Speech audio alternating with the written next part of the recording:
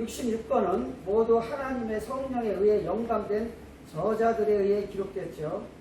요한계시록은 요한 개인의 환상과 예언이 아니라 그리스도께서 천사를 통해 보여주신 환상과 예언을 요한이 기록한 것을 명백히 밝히고 있습니다. 종말에 관한 수많은 예언 중 신적 계시를 갖는 것은 성경 외에는 그 어떤 것도 없으며 이 예언의 말씀을 읽는 자와 듣는 자와 지키는 자가 복된 것은 바로 요한계시록의 예언이 인간 저자의 상상물이 아니라 예수님께서 주신 신적 계시이기 때문입니다. 1절에서 4절에 같이 낭독하겠습니다. 예수 그리스도의 계시라. 이는 하나님이 그에게 주사 반드시 속죄례들을 그 종들에게 보이시려고 그 천사를 그 종 요한에게 보내어 지시하시는 것이라. 요한은 하나님의 말씀과 예수 그리스도의 증거 곧 자기의 목을 다 증거해내리라. 이 예언의 말씀을 읽는 자와 듣는 자들과 그 가운데 기록한 것을 지키는 자들이 복이 있나니 때가 가까우니라. 요한은 아시아에 있는 7 교회에 편지하느니 이제도 계시고 전에도 계시고 장차 오실 이와 그 보좌 앞에 7 명이라.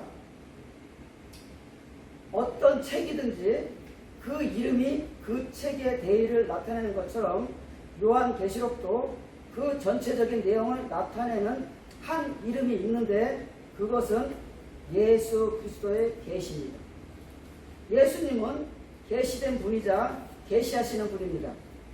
하나님은 공개된 진리를 예수님께 전달하시고 하나님의 천사는 그 진리를 교회들에 있는 하나님의 종들을 위해 요한에게 전달합니다. 이 예언은 하나님의 주권적인 목적과 권능으로 보장되기 때문에 반드시 일어납니다. 또한 속히 일어날 것입니다. 왜냐하면 때가 가깝기 때문입니다. 자, 복이 있나니 요한계시록에 기록된 7번의 축도 가운데 첫 번째는 하나님의 말씀을 듣는 자와 지키는 자에게 주어집니다. 초대 교회에서는 한 사람이 큰 소리를 읽는 동안 다른 사람들은 들었습니다. 요한계시록의 메시지와 복은 그 말씀을 읽는 소리를 들음으로써 받을 수도 있지만 그러한 들음의 순종함이 수반될 경우에만 받을 수 있습니다. 아시아의 7 교회는 그리스도가 완전함을 상징하는 숫자 7, 7 교회를 택하신 것은 이들 교회를 통해 교회 전체에 말씀하고 계심을 의미합니다. 이제도 계시고 전에도 계셨고 장차 오실 하나님은 영원하시며 그리스도 안에서 역사의 끝에 심판하시고 구원하러 오실 것입니다. 자, 이사야 11장 1절 2절 요한계시록 5장 6절을 같이 읽겠습니다. 이새의 줄기에서 한 싹이 나며 그 뿌리에서 한 가지가 나서 결실할 것이요 그의 위에 여호와의 영, 곧 지혜와 총명의 영이요 모략과 재능의 영이요 지식과 여호와를 경외하는 영이 가는 것이니 내가 또 보니 모자와 내 생물과 장로들 사이에 한 어린 양이 섰는데 일찍이 죽임을 당할 것 같더라. 그에게 7 뿔과 7 눈이 있으니 이 눈들은 온 땅에 보내심을 받은 하나님의 7 영이더라.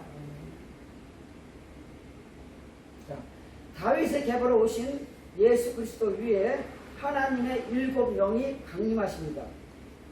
첫째는 하나님의 7 영은 여호와의 영이고 둘째 지혜의 영, 셋째 총명의 영, 넷째 모략의 영, 다섯째 재능의 영, 여섯째 지식의 영, 일곱째 여호와를 경외하는 영, 즉 하나님을 공경하고 두려워하는 마음으로 섬기게 하는 영입니다. 이렇듯 7 영은 성령을 한 인격으로 제시하지만 요한계시록에서 성령은 완벽함을 상징하는 7 영이나 성령의 편재성과 전지성을 나타내는 등불 7과 7 눈으로도 표현됩니다. 자, 그리스도가 교회들과 함께 하시고 교회들의 사정을 잘 아십니다. 예수님은 하늘 높은 곳에 계시지만 지상에 있는 교회들과도 함께 계시며 그들의 필요를 그들 자신보다도 더 잘 알고 계십니다. 제가 10절 11절에 제가 읽겠습니다. 주의 날에 내가 성령에 감동하여 내 뒤에서 나는 나팔 소리 같은 큰 음성을 들으니 이르되 너 보는 것을 책에 써서 에베소, 서머나, 버가모, 두아디라, 사대, 빌라델비아, 라오디게아 7교회에 보내라 하시기로 몸을 돌이켜 나더러 말한 음성을 알아보려고 하여 돌이킬 때 7 금촛대를 보았는데 촛대 사이에 인자 같은 이가 발에 끌리는 옷을 입고 가슴에 금띠를 끼고 그 머리와 털의 해기가 흰 양털 같고 눈 같으며 그의 눈은 불꽃 같고 그의 발은 풀무에 달려난 빛난 주석 같고 그의 음성은 많은 물소리와 같으며 그 오른손에 7별이 있고 그 입에서 좌우에 나일성검이 나오고 그 얼굴은 해가 힘있게 비치는 것 같더라. 자, 요한은 분명한 성령의 임재로 둘러싸여 있었음을 의식했습니다. 이러한 강력한 성령의 감화는 예언적 환상으로 이어지죠. 주의 날은 그리스도가 부활하신 날의 한 주의 첫날, 즉 일요일입니다. 머리와 털의 희기가 흰 양털 같고 눈 같으며 그의 눈은 불꽃 같고 이는 그리스도께서 무한하고 신적인 지혜를 보여줍니다. 예수님이 촛대 사이에 서 계실 때 예수님의 눈은 불꽃같이 표면에 깨트려 봅니다. 예수님은 각 교회에 대해 말씀하시며 그 교회의 상태를 정확히 진단하실 수 있습니다. 발은 풀무에 달려난 빛난 주석, 그리스도의 발은 빛난 주석처럼 어떤 대적이라도 짓밟을 것입니다. 그리스도의 음성은 많은 물소리와도 같아 우주적이시고 천지를 창조하신 전능자의 음성과도 같으며라고 합니다. 오른손에 7별이 있고 그 입에서 좌우에 날성검이 나오고 이 말씀은 모든 사람들의 마음을 살피고 반역자들을 심판하시는 하나님의 말씀이라는 뜻입니다. 언제나 살아계신 예수님은 역설적으로 신자들을 구속하시기 위해 죽으셨고 이제 죽은 자들 가운데서 먼저 나신 자로서 영원히 살아계십니다. 예수님은 영원히 죽음을 이기셨으므로 교회들도 죽음을 두려워해서는 안 됩니다.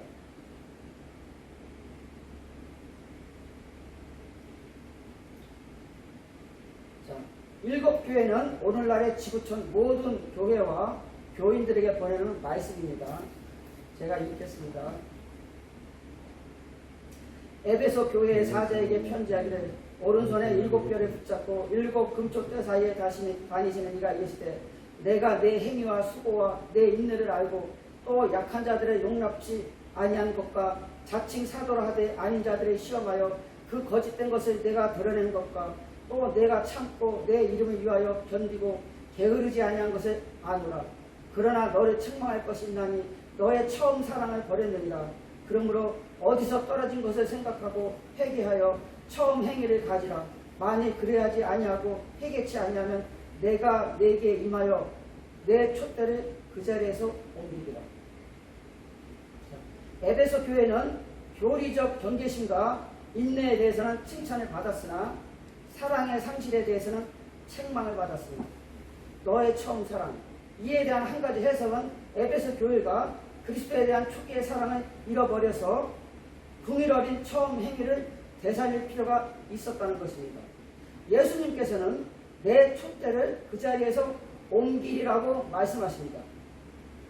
이는 가까운 미래에 그리스도께서 재림하실 때 그들이 교회로서의 지위를 상실하고 그리스도가 그들을 배도한 이스라엘처럼 취급하실 것이라는 뜻입니다.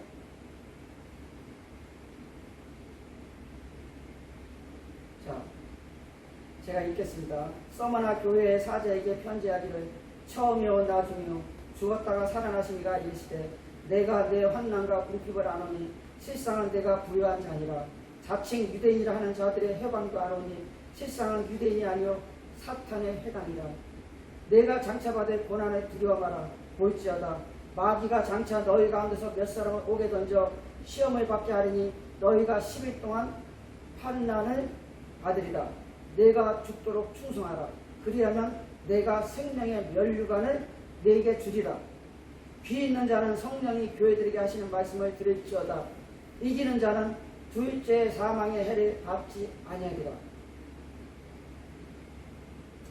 자, 서머나 교회와 빌라델비아 교회는 왕이신 예수님에게 어떤 책망도 받지 않으며 예수님은 그들이 박해를 견뎌낼 때 그들을 격려하십니다.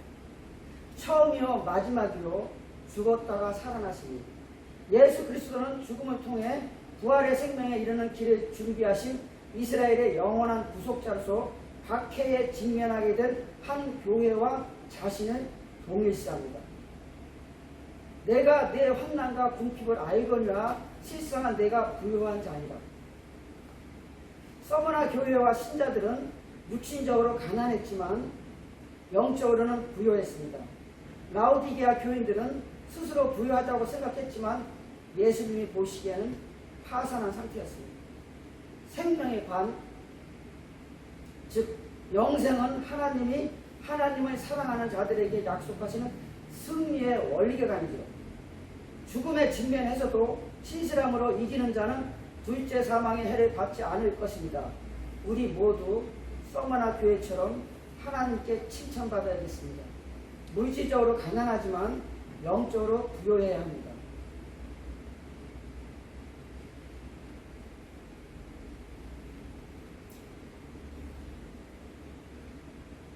에베소 교회는 거짓 가르침에 대항했고 서머나 교회는 박해를 견뎌냈습니다.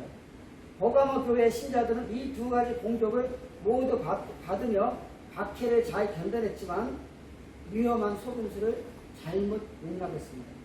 제가 읽겠습니다. 버가모 교회 사제에게 편지하기를 좌우의 날성검을 가진 이가 이르시되 내가 어디 사는 것을 내가 아노니 거기는 사단의 위가 있는 데라. 내가 내 이름을 굳게 잡아서 내 충성된 주인 안디바가 너희 가운데 곧 사단에 거하는 곳에서 죽임을 당할 때도 나를 믿는 믿음을 저버리지 아니하였도다. 그러나 내게 두어 가지 책망할 것이 있나니 거기 내게 발람의 교훈을 지키는 자들이 있도다. 발람이 발락을 가르쳐 이스라엘 앞에 올무를 놓아 우상의 제물을 먹게 하였고 또 행음하게 하였느니라. 귀 있는 자는 성령이 교회들에게 하시는 말씀을 들을지어다. 이기는 그에게는 내가 감추었던 만나를 주고 또 흰 돌을 줄 터인데 그 돌 위에 새 이름을 기록한 것이 있나니 받는 자 밖에는 그 이름을 알 사람이 없느니라. 자, 그리스도 입에서 나오는 좌우의 나이성검에 대한 언급은 이 교회가 이단들을 징계하지 않으면 그리스도가 직접 이 일에 미리 개입하실 것임을 미리 경고합니다. 민수기 22, 23장에서 이스라엘 백성이 광야를 가로질러 이동할 때 선지자 발람은 그들을 저주하지 못하게 되자 모압 왕에게 그들을 성적인 간음과 영적인 간음에 빠지도록 유혹하라고 조언했습니다. 마찬가지로 니골라당도 에베소에서는 반대를 받았지만 버가모에서는 성적이면서 영적인 간음을 확산시키고 있었습니다. 그리하지 않으면 내가 네게 속히 가서 속히 가시겠다는 예수님의 경고는 재림을 가리키는 것이 아니라 고린도 교회서와 같이 섭리를 통한 개입을 가리킵니다. 예수님께서는 이기는 자에게 만나와 흰돌을 주시겠다고 하십니다. 그리스도를 따르는 제자들에게 하나님이 광야에서 이스라엘을 먹이셨듯이 예수님께서도 박해를 견뎌내고 더러움에서 순전함을 지켜 이기는 자에게 감추었던 만나를 주십니다. 예수님께서는 그리스도인들에게 흰돌을 주고 또한 그 돌 위에 새 이름이 기록한 것이 있다 하시고 받는 자밖에는 그 이름을 알 사람이 없다고 하셨습니다. 예수님의 이름을 굳게 붙드는 자에게 주어지는 새 이름은 신자들로 하여금 그리스도의 거룩함을 담게 하는 성령의 사역을 가리킬 수도 있습니다. 만나와 흰돌은 각 상황에 알맞은 서로 다른 유형의 영원한 복과 상급을 암시합니다. 우리는 이기는 자가 되어서 주님께서 주시는 흰돌을 받아야 합니다.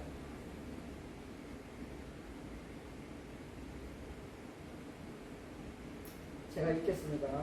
두아디라 교회의 사자에게 편지하기를 그 눈이 불꽃 같고 그 발이 빛난 주석과 같은 하나님의 아들이 이르시되 내가 내 사업과 사랑과 믿음과 섬김과 인내를 아노니 내 나중 행위가 처음 것보다 많도다.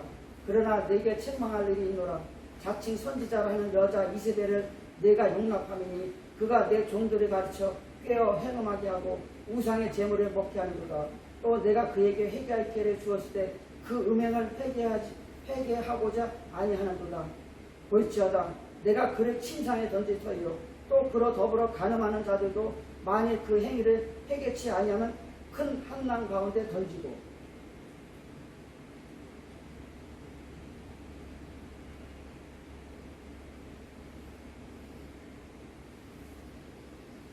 또 내가 사망으로 그의 자녀를 죽이리니 모든 교회가 나는 사람의 뜻과 마음을 살피는 자인 줄 알지라. 내가 너희 각 사람의 행위대로 갚아주리라. 두 아들이 남아있어 이 교훈을 받지 아니하고 소위 사단의 기쁜 것을 알지 못하는 너희에게 말하노니 다른 짐으로 너희에게 지을 것이 없노라. 다만 너희에게 있는 것을 내가 올 때까지 굳게 잡으라. 이기는 자와 끝까지 내 일을 지키는 그에게 만국을 다스리는 권세를 주리니 그가 철저히 가지고 저희를 다스려 질그릇 깨트린 것과 하리라. 나도 내 아버지께 받은 것이 그러하니라. 내가 또 그에게 새벽별을 주리라. 귀 있는 자는 성령이 교회들에게 하시는 말씀을 들을지어다. 두아드라의 강점과 약점은 에베소와 정반대이죠. 이 교회는 행위로 입증되는 사랑에 있어서는 강하지만 분별력이 부족하고 이단을 용납했습니다. 우상 숭배와 음행을 인정하는 자칭 선지자라 하는 여자는 이스라엘의 아합 왕과 결혼하여 북이스라엘 왕국의 바알과 아세라 숭배를 맹렬히 강요한 두로의 이세벨과 닮았습니다. 예수님은 이 여자 선지자에게 회개할 기회를 주셨거나 교회에 그녀를 징계할 기회를 주셨습니다. 그러나 교회에서는 회개도 징계도 일어나지 않았고 여 선지자는 애인과 자녀, 주변의 많은 사람들에게 그녀의 영향력을 나타내고 회개하지 아니하면서 큰 환난에 동참하게 될 영적인 후손들을 급격히 늘려나갔습니다. 예수님의 눈은 진실한 신자들과 다른 곳에서 사탄의 깊은 것, 즉 거짓 종교들을 통한 은밀한 영적 지식이라는 기만적인 약속을 찾기 위해 하나님의 말씀을 버리는 이들을 구별했습니다.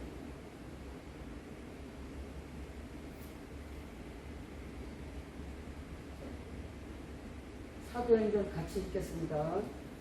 유다의 한 제사장 스데와의 일곱 아들로 행하더니 악기가 대답하여 이르되 내가 예수 알고 바울도 알거니와 너희는 누구냐 하며 악기 들린 사람이 그들에게 뛰어올라 눌러이니 그들이 상하여 벗은 몸으로 그 집에서 도망하니라. 또 마술을 행하던 많은 사람이 그 책을 모아가지고 와서 모든 사람 앞에서 쓸 사람이 그 책값을 계산한 은 5만이나 되더라. 1세기 유대인들이 악령의 영향력에서 벗어나고자 사용한 광범위한 의식과 주문에 대한 기록이 있습니다. 귀신을 쫓아내는 데 있어서는 예수님의 이름도 중요했지만 성령님의 임재가 동반되어야 합니다. 여기서는 귀신이 퇴마사를 쫓아내는 역축기가 일어났습니다. 성령이 함께 하셔야 합니다. 성령이 임하지 않으니 퇴마사들의 벌거벗은 몸은 그들에게 수치를 더했습니다. 그리스 로마에서는 마술적인 주문과 주술을 매우 신뢰하여 종종 그런 주문들을 모아 책으로 내면 대량으로 팔렸습니다. 에베소의 해신자들은 이런 이교적인 과거의 유물들을 가져와서 책들을 대량으로 불사하려는 의식을 행했습니다. 이러한 책값은 오늘날 화폐 단위로 환산해서 시간당 1만 5천으로 계산하면 5만 드라크마, 여기서는 그리스 드라크마를 말하고 있습니다. 대략 60억 원과 맞먹습니다. 이렇듯 많은 마법 서적들이 바울 시대에도 존재했었고 오늘날에도 일부 마법 서적들이 한글로 번역이 돼서 이어져 내려왔습니다. 그 중에 하나가 다소 진보된 유대교 신비주의인 카발라라는 마법 서적입니다.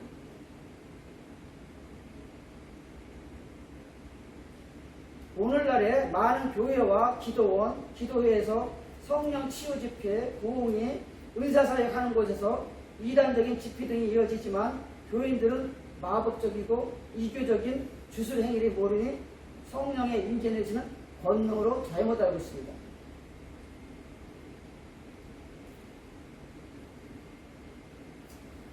이러한 곳에서는 카발라와 같은 마법 계통에서 사용하는 용어들이 사용되고 있죠. 목사, 장로들이 이러한 책을 구입해서 몇 년 동안 수련을 한 것인지 아니면 누구로부터 전수를 받은 것인지 아니면 어떤 영과의 입신으로 스스로 터득한 것인지는 알 수가 없습니다. 마법 주술적인 것에는 가계저주, 영훈련, 혼훈련 등이며 어느 정도 수련을 쌓게 되면 다음 단계가 신가의 접신인데 여기서 접신이 됐을 때 상대방 마음을 읽는 독심술이라든지 예언, 집단 암시, 집단 체면, 방언, 축사, 병고침 등 여러 가지의 능력을 구사할 수가 있는 것입니다. 다음 단계가 어떤 만들어진 영을 상대방에게 보냄으로써 상대방을 자기 마음대로 조종을 하게 만듭니다. 교인들은 이러한 능력 행함을 보고 하나님의 영이 임했다, 성령이 임했다, 성령 충만함으로 표현하며 추종하고 따르게 됩니다. 사입이나 이단 등에서 교인들이 빠져나오지 못하는 것도 같은 원리입니다. 이러한 주술은 성령이 하는 것이 아닙니다. 자신들 스스로가 구원을 이루어가고 성령의 권능으로 모든 영적 전투에서 승리한다는 것입니다. 하지만 이러한 것은 성령의 역사하심이 아닌 주술적인 행위로 기독교 이단임을 잊지 마시기 바랍니다. 그렇다고 모든 사람이 유대교 신비주의 또는 이와 비슷한 카발라와 같은 마법 훈련을 했다고 해서 능력이 나오는 것은 아닙니다. 이건 역시 마귀의 택함에 달려있다고 할 수 있습니다. 마태복음 4장 8절 9절에서 예수님께서 마귀에게 시험 당하신 것을 참조하면 될 것입니다. 이러한 곳에 쫓아다니시는 여러분이 만약에 하나님의 자녀로 택함을 받았다면 하나님께서는 준비하신 막대기로 여러분들을 때릴 것입니다. 그렇게 맞은 후에 여러분들은 다시 하나님의 자녀로 돌아올 것입니다. 하지만 하나님의 자녀로 택함받지 않았다면 그 길로 계속해서 갈 것이며 결국은 버림받은 자로 될 것입니다. 여러분, 당부드리건대 영훈련이다, 혼훈련이다, 귀신 축사 훈련이다, 이런 마술적이고 주술적인 것 헛된 것에 쫓아다니지 마시고 하나님 말씀만 붙드시기 바랍니다. 예수님께서는 28절 29절에서 내가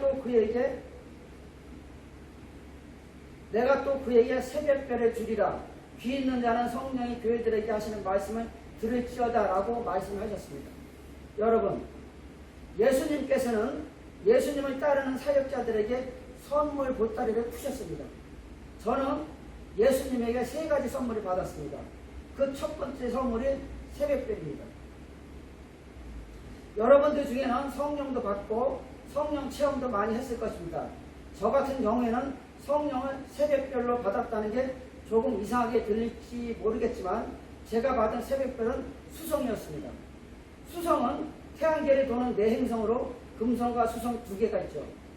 금성은 크기가 지구와 비슷하며 태양과의 최대 이각은 45도이며 새벽의 동쪽 하늘이나 저녁의 서쪽 하늘에서 빛나는 별로 모습을 볼 수가 있습니다. 하지만 수성은 금성보다 3분의 1 적고 또 태양과 최대 이각이 28도로 태양 가까이서 공전하므로 사람의 눈에는 태양빛 때문에 볼 수가 없습니다.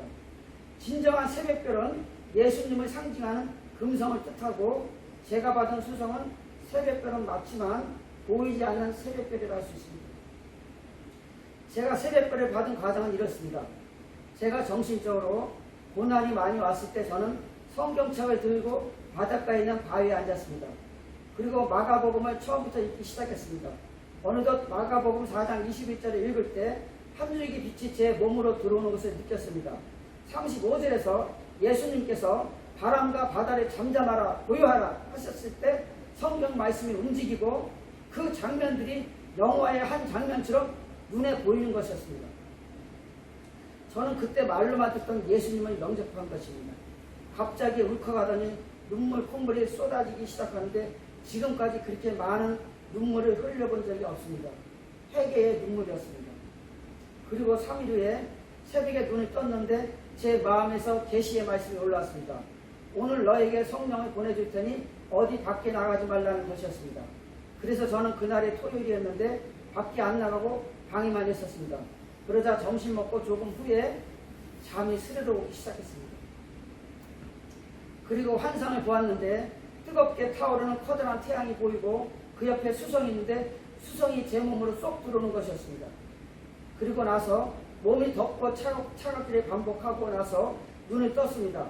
불빛 속에 휩싸인 커다란 태양은 하나님의 임재를 나타내고 수성은 성령으로서 하나님께서 보혜사 성령님을 저에게 보내주신 것입니다. 저는 하나님께 감사 기도를 드렸고 그날 오후와 그 다음날 주일에 금식을 하고 하나님께 감사 기도를 드렸습니다. 여러분, 요한계시록에 조그만 관심이 있다면 지금은 예수님의 재림이 가까워졌다는 것을 알 수 있습니다. 지금 지구상에서 일어나는 자연재해라든지 기상이변, 전쟁과 테러, 코로나 등 전 세계적인 감염병을 보십시오. 예전과는 다른 형태입니다. 하나님께서 맛보기로 보여주시고 있고 서서히 준비하고 계십니다. 27절에서 예수님은 그가 철장을 가지고 그들을 다스려 질그를 깨뜨리는 것과 같이 하리라. 나도 내 아버지께 받은 것이 그러하니라 라고 말씀하셨습니다. 이 말씀은 철장이 문자적으로 철로 된 공봉이 아니라 하나님의 말씀을 뜻하며 말씀의 번세를 주어서 마귀들과 대적하여 마귀를 물리친다는 것으로 해석할 수가 있습니다.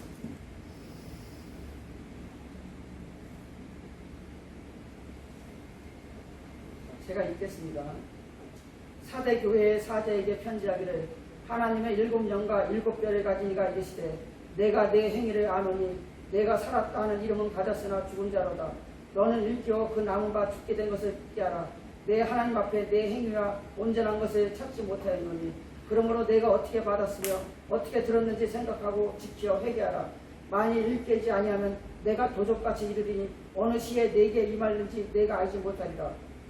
그러나 그 사대에 그 옷을 더럽히지 아니한 자 몇 명이 내게 있어 흰 옷을 입고 나와 함께 다니리니 그들은 합당한 자이느니라. 이기는 자는 이와 같이 흰 옷을 입을 것이요 내가 그 이름을 생명책에서 반드시 흐리지 아니하고 그 이름을 내 아버지 앞과 그 천사들 앞에서 시인하리라.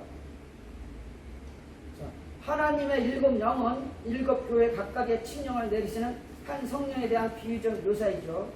성령은 땅에 두루 보내신 어린 양의 7 눈으로도 나타나실 것입니다. 예수님은 이 교회의 이름 살았다 뿐만 아니라 실상 죽은 것도 아십니다. 예수님은 교회들이 참된 정체성을 상징하는 7별을 지고 계십니다. 사대 교회는 깊은 영적인 혼수 상태에 빠져 죽음에 가까워지고 있었습니다. 여기서 도둑같이라는 말씀은 신약에 자주 나오는 비유로 인간은 그리스도의 재림의 시기를 예언할 수 없습니다. 부흥에 대한 소망은 이 교회에서도 아직 깨어있고 더럽혀지지 않은 제자 몇 명을 찾을 수 있다는 사실에 있습니다. 그들의 더럽히지 않은 옷은 일관된 순종과 담대한 믿음을 상징합니다. 그리스도는 그들에게 이긴 자의 상, 즉 자신과의 교제, 나와 함께 다니리니와 승리의 흰옷을 약속하십니다. 그들의 이름은 생명책에 확실히 있으며 그들은 적대적인 환경에서도 예수님을 시인했으므로 예수님도 그들의 이름을 시인하실 것입니다.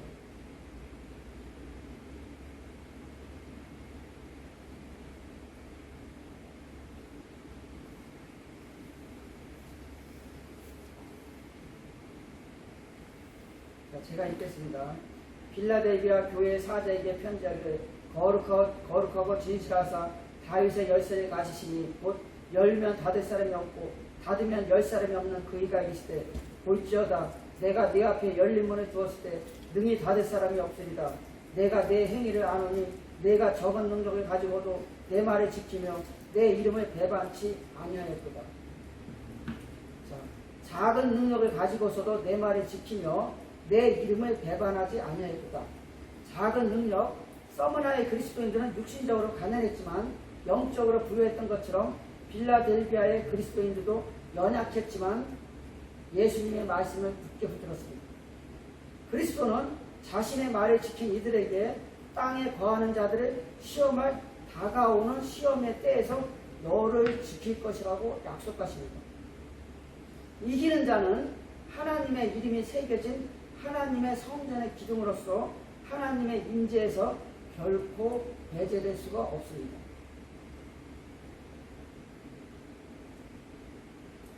자, 제가 읽겠습니다. 라오디게아 교회의 사자에게 편지하기를 아멘이시오 충성되고 참된 증인이시오 하나님의 창조의 근본이시니가 이르시되 내가 내 행위를 아노니 내가 차지도 아니하고 덮지도 아니하도다 내가 차든지 덮든지 하기를 원하노라 볼지어다 내가 문 밖에 서서 두드리노니 누구든지 내 음성을 듣고 문을 열면 내가 그에게로 들어가 그로 더불어 먹고 그는 나로 더불어 먹으리라 이기는 그에게는 내가 내 보좌에 함께 앉게 하여 주기를 내가 이기고 아버지 보좌에 함께 앉은 것 같이 하리라 귀 있는 자는 성령이 교회들에게 하시는 말씀을 들을지어다. 라오디게아 교회에 보내는 편지죠. 예수님은 이 마지막 교회에서 아무런 칭찬거리를 발견하지 못했습니다. 영적으로 눈멀고 파산하고 벌그벗은 라오디게아 교회들입니다. 그리스도는 자애로운 아버지처럼 자신이 사랑하시는 이들을 책망하시고 심판으로 개합하시기 전에 그들에게 회개할 것을 촉구하실 것입니다. 내가 문 밖에 서서 두드리노니 예수님은 쉴 곳을 찾는 집 없는 뜨내기가 아니라 집주인으로서 깨어있는 종들이 자신의 신호에 즉각 응답하여 문 앞에서 영접하기를 기대하십니다. 누구든 문을 열면 그리스도는 그에게로 들어가 그와 더불어 잡수실 것입니다. 이는 친밀한 개인적 교제를 나누는 모습입니다. 내가 내 보좌에 함께하여 주기를 이는 그리스도가 자신의 다스리는 권세의 일부를 자기 백성에게 위임하시겠다는 뜻입니다.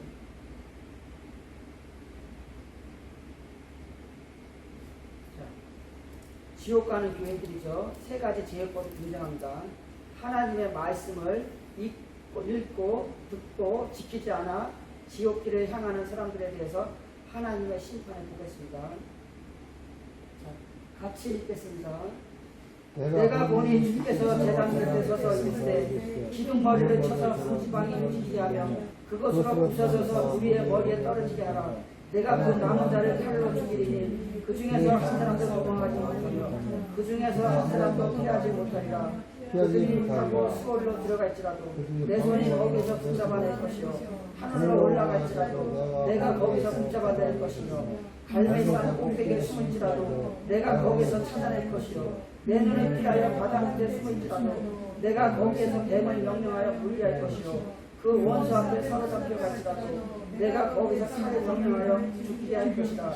내가 그들에게 주목하여 화를 내리고 복을 내리지 아니하리라 하시니라. 아멘.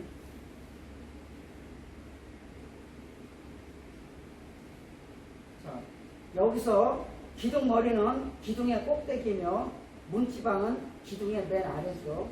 이 두 가지 표현이 합쳐져서 성전 건물 전체를 표현하는 제휴법을 형성합니다. 자, 마지막 심판을 묘사하기 위해 이런 피할 길이 없는 이미지를 사용하죠. 수월, 지하세계죠. 내 하늘, 또 갈매, 산 정상대, 바다 밑이라는 두 개의 제휴법이 더 등장합니다. 요컨대 이 양극단 사이에서 하나님을 피할 곳은 없습니다. 자, 화를 내리고 복을 내리지 아니하리라. 이는 창조세계 전체에서 그 어디에도 피할 것이 없음을 보여주는 무서운 진술이지만 그것은 하나님의 자녀들이 신실하지 않았을 경우 하나님이 오래전에 행하기로 약속하신 바였습니다.